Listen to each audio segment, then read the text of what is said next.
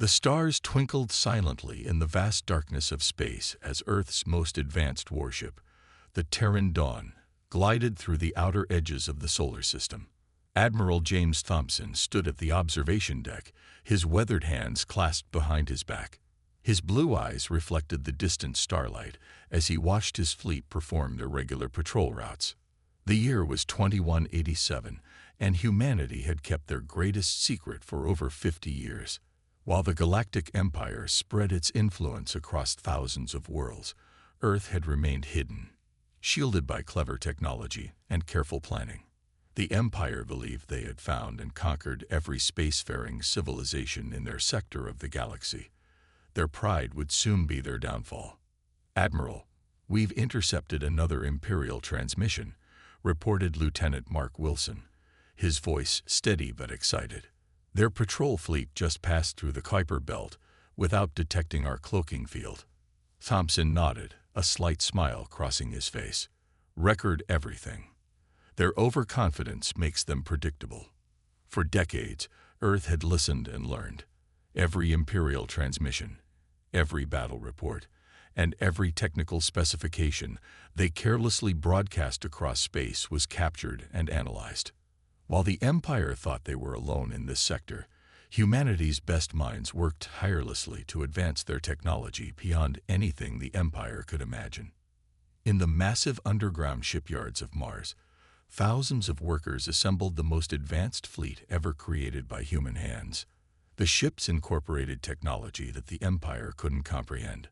Adaptive AI systems that could think and react faster than any organic pilot, quantum-based weapons that could pierce any known shield, and stealth systems that made their vessels virtually invisible. "Display the fleet status," Thompson commanded. The air in front of him filled with holographic projections showing hundreds of ships, destroyers, cruisers, and battleships, all built in secret, all waiting for the day they would be needed. At Earth's Central Command in Geneva, Director Anna Wells reviewed the latest intelligence reports. The Empire's expansion was continuing unchecked, with another peaceful civilization forced to submit to their rule just last month. The reports made her blood boil, but she maintained her composure.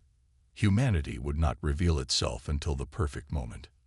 "The Imperial Senate believes they've conquered all worthy opponents," one of her advisors said, watching the feeds from their deep space surveillance network. "Their arrogance grows with each passing year." "Arrogance makes you blind," Wells replied, studying the detailed maps of Imperial space, "and the blind never see the knife until it's too late." Back on the Terran Dawn, Admiral Thompson conducted a surprise drill.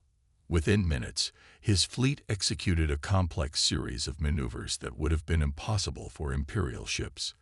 The human vessels moved with incredible precision, their AI systems coordinating their actions down to the millisecond. "All ships performed above expected parameters," reported Captain John Reed from the tactical station. "The new neural interface systems are working perfectly." Thompson allowed himself a moment of pride. Each ship in his fleet carried more firepower than an entire Imperial battle group, and their crews were the best humanity had to offer. They had trained for years, preparing for the inevitable day when the Empire would discover Earth. In the research labs beneath the lunar surface, scientists continued to push the boundaries of what was possible. They had learned from every scrap of Imperial technology they could study, then improved upon it in ways the Empire had never imagined. The combination of human creativity and artificial intelligence had produced innovations that would shock their future opponents. "We're ready," Thompson whispered to himself as he watched his fleet return to their hiding positions. "Let them come. Let them think they found another easy conquest. The Empire's about to learn that humanity isn't as helpless as they believe." As the Earth turned peacefully below, its defenders waited patiently in the shadows. The Empire's days of unchallenged dominance were numbered, though they didn't know it yet. Humanity had prepared for this moment for generations, and when the time came, they would show the galaxy that the human spirit could never be conquered. The first battle was coming. The Empire would learn too late that they had awakened a sleeping giant, one that had watched, learned, and prepared. one that would change the galaxy forever. The day humanity had prepared for finally arrived on a quiet Tuesday morning. 3 Imperial scout ships stumbled upon Earth's outer defense network while mapping what they thought was empty space. Their sensors detected energy signatures unlike anything they had encountered before. Unknown defense grid detected in Sector 7. The Imperial scout captain reported to his superiors. Energy readings suggest advanced technology. Requesting immediate reinforcements. The news traveled quickly through the Empire's command structure.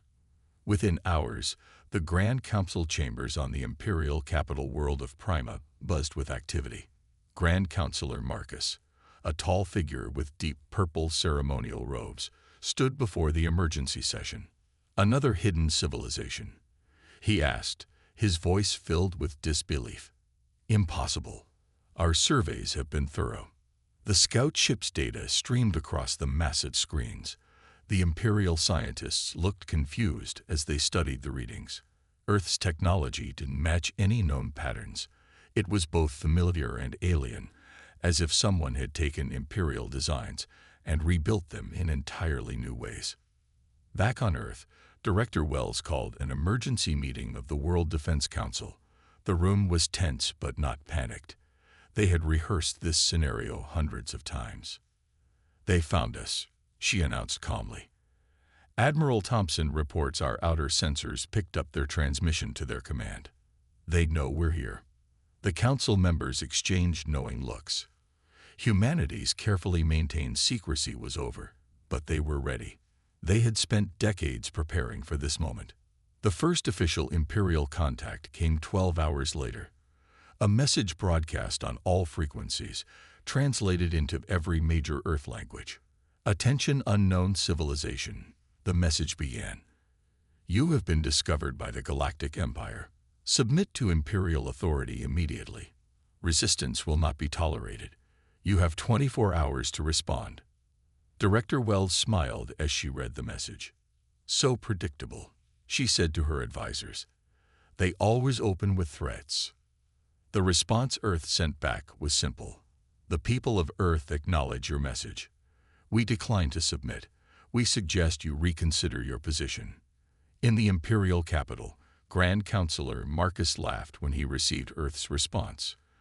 "They decline? They don't understand their situation. Send the correction fleet. Show them what happens to worlds that defy the Empire."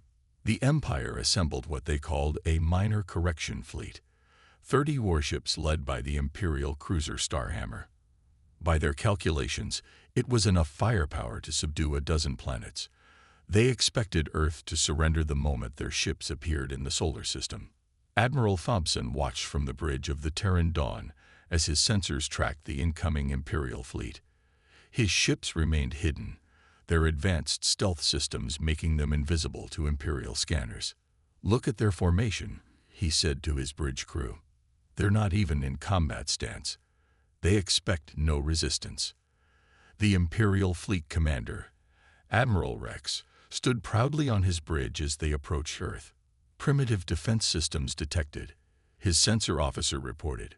"Nothing our shields can't handle." "Send the final warning," Rex ordered. "Tell them to lower their defenses and prepare for Imperial occupation." The message never reached Earth.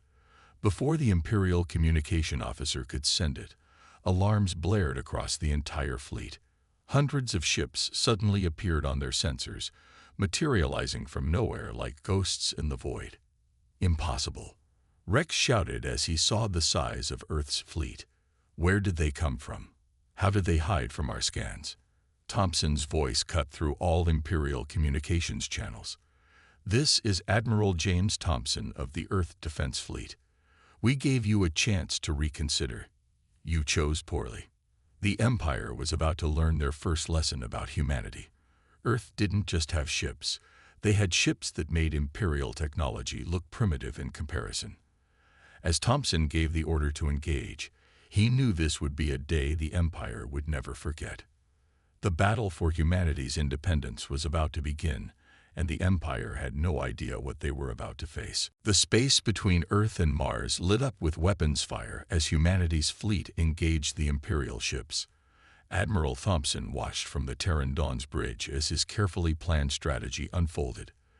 The Empire's ships, arranged in their standard attack formation, were about to face something they had never encountered before. "Launch drone swarms," Thompson ordered. "Let's show them how humans fight." Thousands of small, ag-controlled drones poured out from Earth's ships. The Imperial fleet's sensors struggled to track them all. Each drone was barely larger than a car, but carried enough firepower to threaten a capital ship. "What trickery is this?" Admiral Rex shouted as his tactical display became overwhelmed with targets. "These can't be real ships. They're too small." The drones struck first, their quantum-tipped weapons slicing through Imperial shields like they weren't even there. 3 Imperial destroyers exploded in the first minute of combat. The Empire's return fire passed harmlessly through holographic drone images, while the real attackers struck from different angles. "Impossible," Rex's tactical officer shouted. "Their shields aren't registering on our sensors, but they're blocking all our shots." Thompson allowed himself a small smile. The Empire was facing human adaptive shield technology for the first time. Each hit they landed taught the shields how to better deflect their weapons. Within minutes, Imperial weapons would be useless. "Second wave, begin attack pattern Delta," Thompson commanded.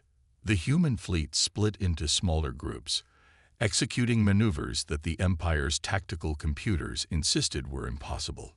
Ships twisted and turned at speeds that should have torn them apart. Inside each human vessel, AI systems worked in perfect harmony with their crews. Neural interfaces let pilots control their ships with thoughts, while predictive computers calculated perfect attack vectors seconds before they were needed. "Their ships move like insects," Rex said in disbelief as another of his cruisers exploded. No crew should survive those maneuvers. The battle turned into a slaughter. Imperial ships, designed for traditional space combat, couldn't adapt to humanity's unconventional tactics. Their rigid command structure fell apart as human vessels attacked from multiple directions simultaneously. "This is Earth Defense Command to all Imperial vessels," Thompson broadcast. "Your shields are failing. Your weapons are ineffective. Surrender now." Rex stared at his tactical display in horror. Half his fleet was already destroyed or disabled. The remaining ships were surrounded by clouds of those deadly drones, while larger Earth vessels picked off any ship that tried to escape. "Empire ships do not surrender," Rex declared, but his voice shook. "We will die with honor." Thompson shook his head. "No one needs to die today, Admiral. We're not the Empire. We don't demand death when surrender is sensible." A junior Imperial officer, seeing the futility of their situation, took action. The Empire had protocols against surrender, but they had never faced a defeat like this. He stepped forward and pressed the emergency override, powering down the Starhammer's weapons. "Sir," he said to Rex, "we have families. The Empire needs to know what we faced here. We must survive to report this." One by one, the remaining Imperial ships powered down their weapons. Thompson ordered medical ships to assist the damaged vessels. Even as prisoners, the Imperial crews would learn their first lesson about humanity. Victory didn't require the enemy's destruction. In the Imperial capital, Grand Counselor Marcus received the preliminary battle reports with growing dread. An entire correction fleet, defeated in less than an hour. The impossible had happened. The Empire had not only lost a battle, they had lost it completely. "Send the main battle fleet," he ordered, his voice shaking with rage. "All of it. This Earth must be destroyed, no matter the cost." But in his heart, a new feeling grew: fear. For the first time in centuries, the Empire faced an enemy they might not be able to defeat. The age of absolute Imperial power was over, and a new era was about to begin. The Imperial capital world of Prima had never seen such chaos. Grand Counselor Marcus watched in rage as reports flooded in from across Imperial space. Earth wasn't waiting for the Empire's main fleet to arrive. They had already launched attacks on key Imperial installations across 3 sectors. How dare they? Marcus slammed his fist on the council table. They strike at us. At the Empire. The tactical displays showed dozens of Imperial bases under attack. But these weren't normal battles. Earth's ships would appear from nowhere, destroy key facilities, and vanish before reinforcements could arrive. Their stealth technology made them impossible to track. "Sir," a military advisor reported, "we've lost contact with the Nexus Gate shipyards. All communication is down." The Nexus Gate shipyards were the pride of the Empire's military production, or they had been, until 3 Earth battleships appeared in the heart of the facility. The human ships didn't destroy the shipyards. They did something worse. They stole the newest Imperial vessels being built there. Admiral Thompson coordinated these strikes from the newly upgraded Terran Dawn. Earth scientists had already begun incorporating captured Imperial technology into their ships, improving them even further. Status of Operation Thunderstrike. Thompson asked his command staff. Commander Robert Hayes, leader of Earth's Special Operations, appeared on the main screen. His team had just finished their raid on an Imperial research facility. "Complete success," Admiral Hayes reported with a grim smile. "We've captured their latest shield designs and weapons research. Our AI systems are already analyzing the data." The Empire's response was predictable. They launched their entire main battle fleet, 500 ships strong, toward Earth. But this was exactly what Thompson had planned for. "They've taken the bait," he told Director Wells during their secure communication. "The Imperial capital's defenses are down to minimal levels. They never expected anyone to strike at Prima itself." Wells nodded. "Begin Phase 2. Show them what happens when you challenge humanity." Earth's fleet split into 3 massive battle groups. The first, led by Admiral Lisa Stone, would face the Imperial main fleet head-on. The second, under Commander Hayes, would strike at undefended Imperial worlds, offering them a chance to declare independence. The third, led by Thompson himself, would do the impossible, attack the Imperial capital.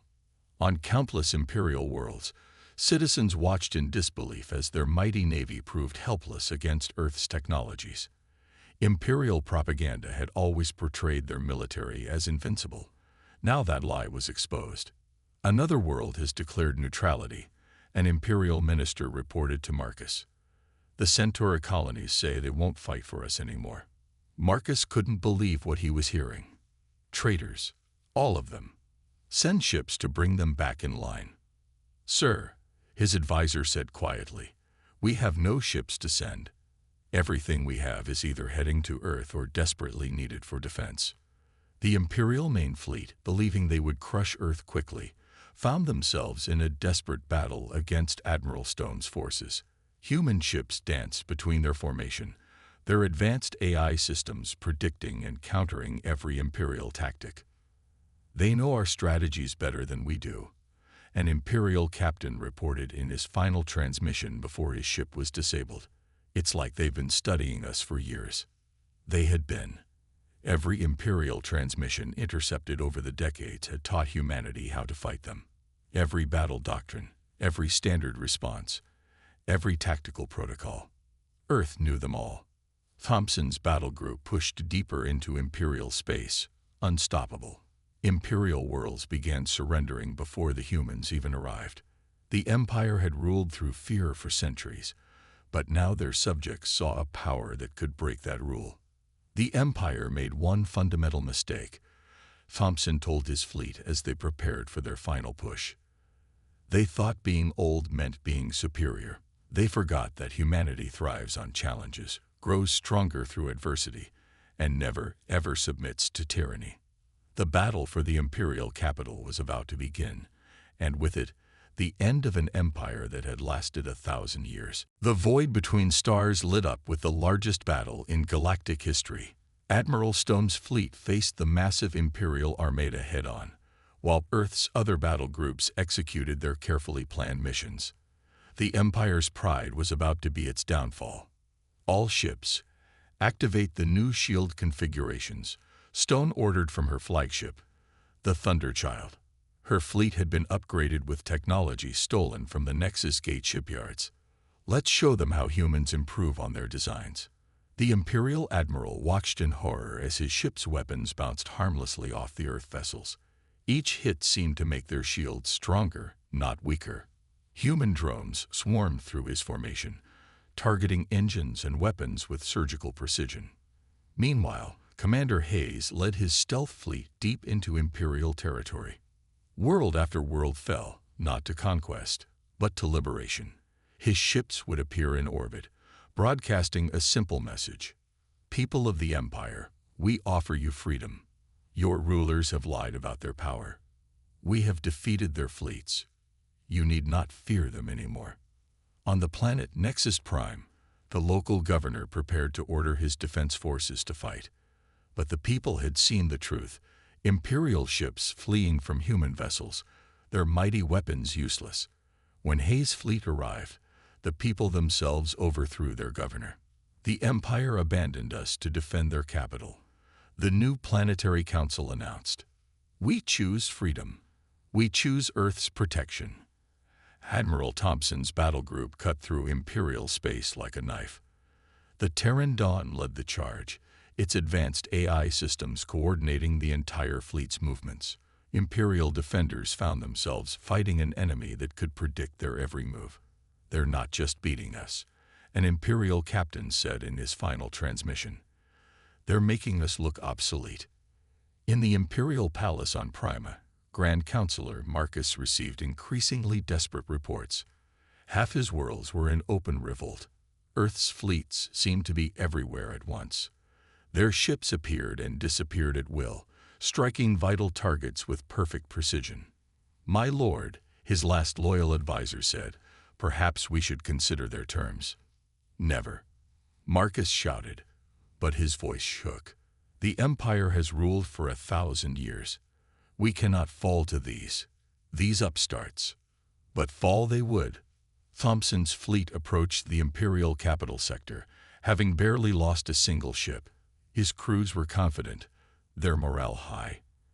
Every battle had proven their superiority, not just in technology, but in tactics and determination. "All ships, battle formation Omega," Thompson commanded. This was the formation they had practiced for years, designed specifically for the attack on Prima. The Empire ends today. Earth's 3 fleets converged on the capital system from different directions. Stone ships had scattered the main Imperial fleet. Hayes vessels had secured the support of countless worlds. Now Thompson would deliver the final blow. The Imperial capital's defenses were formidable orbital platforms, defensive fleets, and planetary shields. But they were all based on technology that humanity had studied and improved upon for decades. "Look at their formation," Thompson told his crew. "Still using the same patterns they've used for centuries. No adaptation, no innovation. This is why they'll fall." The battle for Prima began with a display of power that shook the Empire to its core.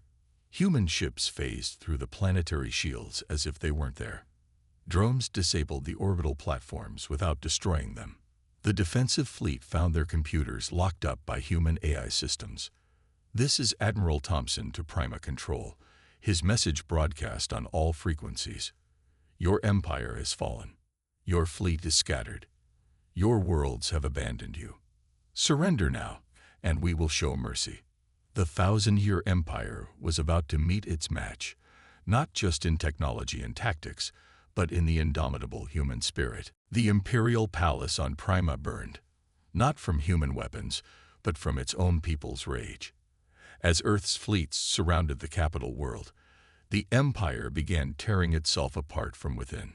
Grand Counselor Marcus watched from his command bunker as his 1,000-year empire crumbled. The palace guards had already stopped obeying his orders. Several council members had fled, taking secret ships to distant worlds. "My lord," his last loyal general reported, "the outer districts are in full revolt. They're demanding we surrender to Earth." Marcus couldn't believe how quickly it had all fallen apart. The Empire had ruled through fear and strength for centuries. But now that Earth had shown their weakness, that fear was gone. "Send in the troops," Marcus ordered. "Shoot the rebels." "Sir," the general said quietly, "the troops have joined them." In orbit, Admiral Thompson watched the chaos unfolding below. Earth's ships had disabled Prima's defenses without firing a shot. Their advanced AI systems had simply taken control of the orbital platforms, turning them off one by one. "Status report," Thompson called to his fleet commanders. Admiral Stone reports the last Imperial battle group has surrendered, his communications officer said. Commander Hayes says another 30 worlds have declared independence in the last hour. The Empire was collapsing faster than anyone had expected. Centuries of harsh rule had left its worlds eager for freedom. When Earth showed them it was possible to resist, the entire structure of imperial power began to fall. In the streets of the capital city, people celebrated. They had seen the human ships arrive, expecting destruction. Instead, they found liberation. Earth's forces had disabled the imperial war machine without harming the civilian population. "This is how you win a war," Thompson told his officers, "not by destroying your enemy, but by showing them a better way." Inside the palace, the last meeting of the Imperial Council turned violent. Several councilors tried to arrest Marcus, believing they could save themselves by turning him over to Earth. "Traitors," Marcus shouted as his own guards seized him. "You would surrender 1,000 years of power." "The Empire is already gone," an elder counselor said.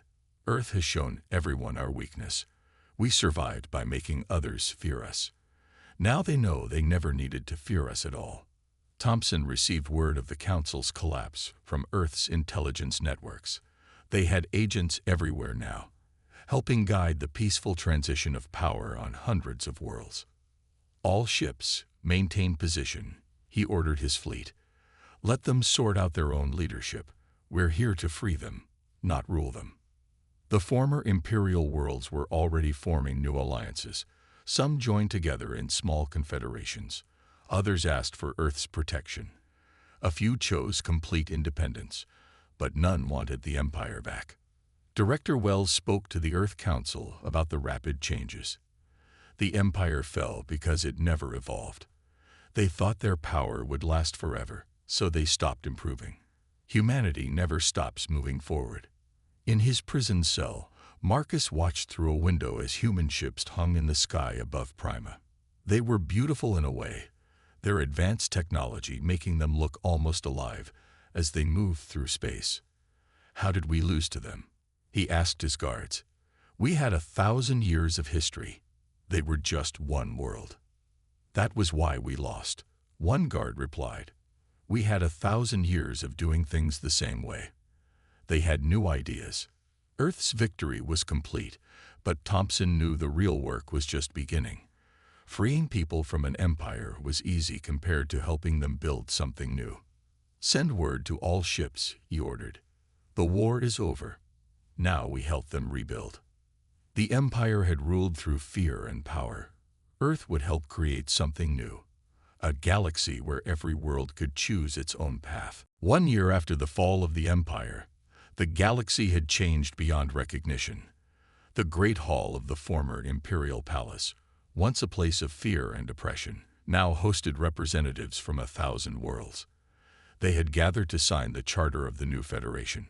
Admiral Thompson stood at the ceremony, watching as former enemies became allies.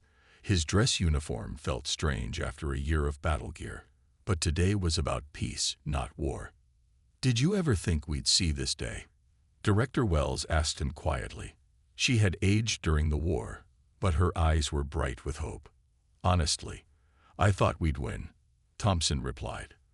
"But I never expected them to embrace change so completely."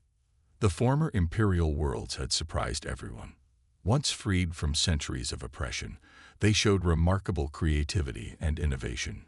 Trade flourished between worlds that had once competed for the Empire's favor. New technologies emerged as people shared ideas freely for the first time in generations. "The human delegation recognizes the representative from Nexus Prime," Wells announced to the assembly. The same world that had been among the first to rebel against the Empire now led the way in adopting Earth's democratic principles. We propose that the Federation capital rotate between member worlds, the Nexus Prime delegate said. No one world should hold permanent power. In orbit above Prima, the combined fleet of Earth and former Imperial worlds conducted joint exercises.